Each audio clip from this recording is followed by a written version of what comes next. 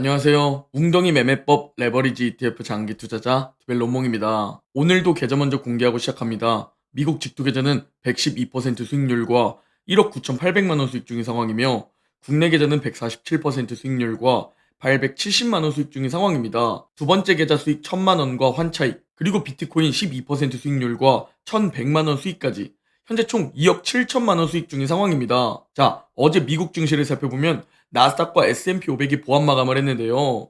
장 막판 주가 흐름을 살펴보면 다우를 제외한 나스닥과 S&P 500은 매수세가 점점 약해지는 게 보이실 겁니다. 최근 며칠 동안 미국 증시 흐름을 보면 그동안 너무 많이 올랐기 때문인 건지 점점 매수하려는 매수세가 약해지는 느낌이 드는데요. 이와 관련되어 우리가 S&P 500 일봉 차트를 살펴보면 46번째 신고가를 경신하고 난 뒤 이제 신고가 부근에서 점점 저항받는 차트가 보일 겁니다. 그리고 이는 나스닥도 마찬가지입니다. 나스닥은 아직 7월 전고점을 뚫지도 못했고 신고가 경신을 코앞에 두고 있는 상황.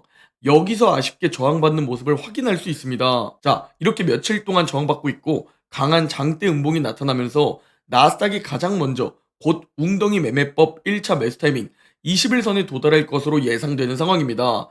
한 번만 더 떨어지면 하늘색 21선에 닿을 것 같죠? 그래서 제가 계속 기다리라고 얘기한 겁니다. 기다리면 결국 기회는 찾아오기 때문이죠. 그리고 전 이번에 웅덩이 매매법 매수 타이밍에 도달하면 당연히 웅주 분할 매수를 들어갈 계획입니다. 왜 그렇게 생각하고 있는지 이 부분들을 공유 드릴 텐데요. 가장 핵심적인 부분은 미국 경제가 정말 다행히 잘 버텨주고 있기 때문입니다.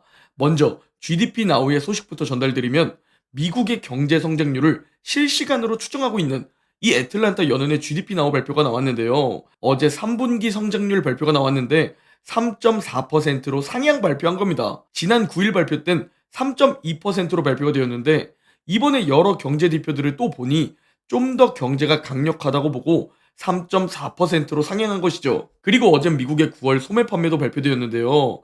미국의 소비는 미국 경제의 3분의 1을 차지할 만큼 매우 중요한 부분이라 꼭 체크해야 합니다.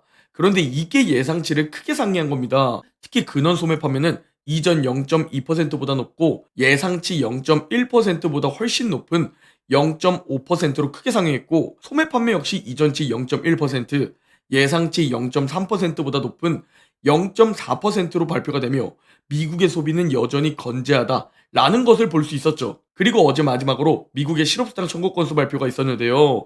현재 고용 악화를 두려워하고 있는 상황이죠. 실업수당 청구 건수 역시 예상치보다 낮게 나오며 미국 경제가 다행히 잘 버텨주고 있다 라는 발표를 보여주었습니다. 이따 뒤에서 언급드리겠지만 미국 경제가 잘 버텨주면서 금리 인하하게 되면 미국 증시는 긍정적일 확률이 매우 높습니다. 그래서 전 올해 연말까지 미국 증시가 더 상승해 있지 않을까 라고 생각하고 가만히 보유하며 오히려 웅줍 타이밍을 기다리고 있는 것이죠. 자, 또 하나 긍정적인 소식은 그저께 ASML의 실적 쇼크를 많이 해주는 TSMC와 넷플릭스의 강력한 실적 발표였습니다. 먼저 TSMC 실적 발표를 살펴보면 예상치를 크게 상회했고 가이던스 전망 역시 상향했습니다. 이렇게 향후 실적 가이던스를 상향한 이유는 매우 강력한 AI 수요에 따른 것이라고 밝혔는데요. 심지어 AI 관련된 수요 매출이 올해 3배 이상 증가할 것으로 예상된다며 AI 버블이 아니라 현재 AI 수요가 너무 강하다. 그리고 이 수요는 앞으로 몇 년 동안 계속될 것이라고 말했습니다. 이는 ASML의 실적 쇼크로 인한 AI 수요 우려, AI 버블 우려를 잠재워 주었다고 볼 수 있습니다. 또한 오늘 시장이 끝난 후 넷플릭스도 방금 실적 발표를 내놨는데요. 당연히 예상치를 상회한 실적을 내놨습니다. 매출과 EPS 모두 예상치를 상회했고 특히 넷플릭스 실적 발표에서 가장 중요한 가입자 수를 살펴보니까 가입자 수 역시 예상치보다 높게 나오며 실적 발표 후 넷플릭스 주가는 5% 정도 상승하고 있습니다. 지난 3분기 가입자 수를 살펴보니까 507만 명 증가하며 2억 8,272만 명까지 늘어난 상황입니다. 시장 예상치는 2억 8,215만 명이었는데 이 가입자 수 예상치를 약 57만 명 정도 상회했습니다. 그리고 추가로 새로 도입한 광고 기반 구독자 수 있죠? 이 광고 기반 구독자 수 역시 증가하고 있는 것을 볼 수 있습니다. 이번 신규 가입자의 절반 이상이 이 광고 기반 구독자로 가입을 했고 내년에 이 광고 수익은 약 2배 증가할 것으로 전망된다고 하죠. 이런 소식들을 종합해서 정리해드리면 현재 미국 경제는 다행히 잘 버텨주고 있고 기업들의 실적도 다행히 잘 나오고 있는 상황입니다. 저는 작년부터 지금까지 일관된 뷰를 공유드리고 있습니다. 급격한 경기 침체, 위기만 아니면 된다. 인플레이션 재반등만 아니면 된다. 라고 말이죠. 그래서 현재 다행히 경기 침체 위기가 보이지 않고 인플레이션도 잘 잡혀주고 있기 때문에 이 부분들을 계속 주의하면서 현재 올해 증시 상황을 긍정적으로 바라보고 있습니다. 제가 가장 중요한 것은 경기 침체의 유무라고 말씀드렸죠. 왜 그런 얘기를 지겹게 드리냐면 경기 침체가 찾아오면 매우 높은 확률로 하락장이 찾아오기 때문입니다. 경기 침체로 하락장이 찾아오면 일생일대의 기회로 받아들이면서 진짜 계속 웅줍하면서 그 기회를 잡을 계획이지만 아마 이 영상을 보는 여러분 대부분은 고통스러워서 잠도 잘 못 주무시고 결국 고통에 그냥 팔고 도망가실 겁니다.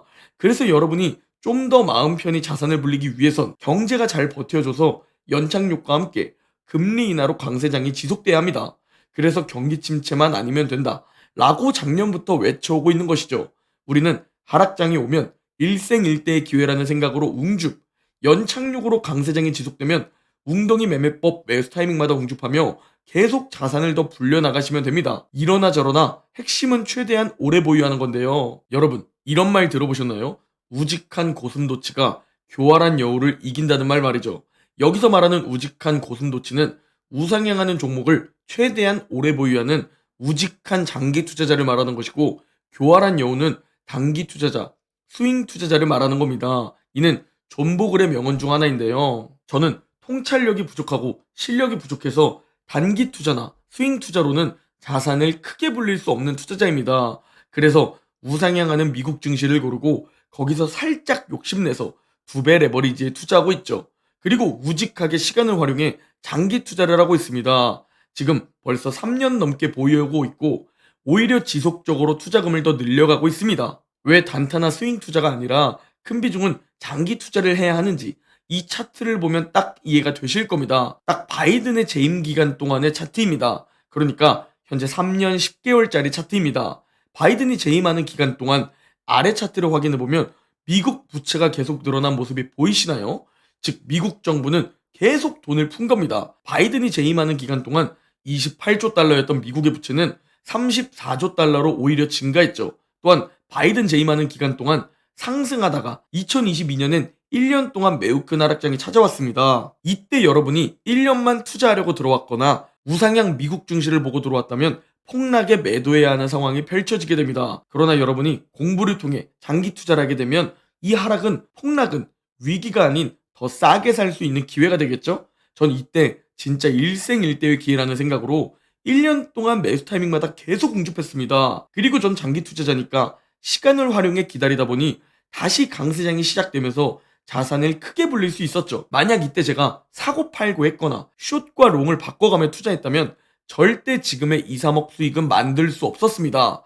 오히려 통찰력이 없고 실력이 없다고 생각했기 때문에 우직하게 웅줍할 수 있었다는 겁니다. 그리고 특히나 우리 개인 투자자들은 왜 더욱더 우직하게 보유해야 하느냐, 이 부분을 공유드릴 텐데요. 무려 30년 동안 연평균 수익률이 30%이면서 단 한 번도 손해로 마감한 애가 없는 전설로 불리는 드라켄 밀러 투자자입니다.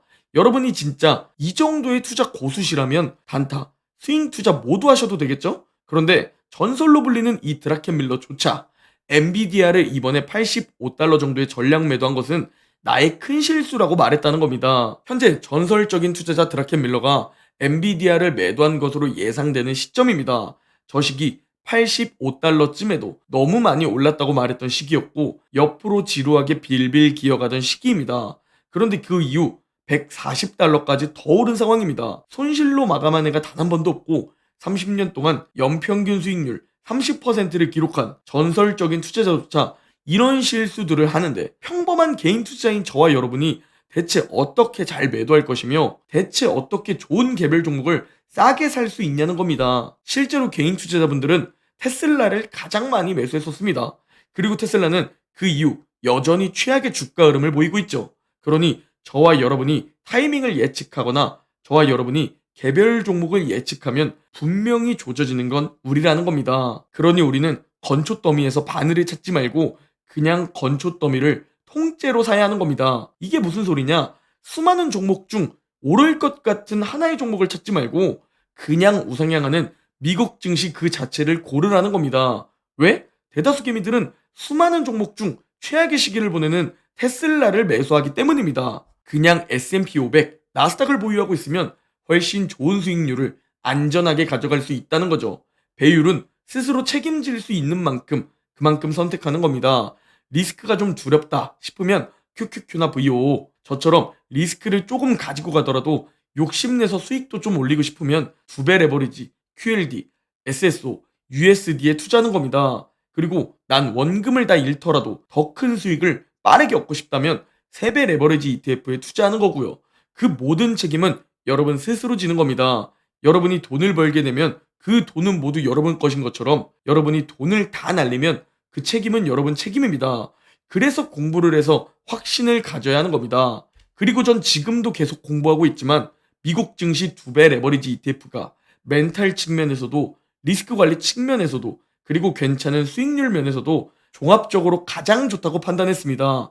그래서 전 2배 레버리지 ETF에 장기 투자하고 있고 지금 이 정도의 수익을 올리고 있습니다. 여러분이 지금 하시는 그 선택이 앞으로 여러분 미래를 만드는 겁니다. 그러니 좋은 선택하셔서 꼭 자산 많이 불리시기 바랍니다. 오늘 영상은 여기까지입니다. 제 영상이 도움이 되셨다면 구독, 좋아요, 댓글, 알림 설정 부탁드립니다. 그럼 내일 영상에서 뵙겠습니다.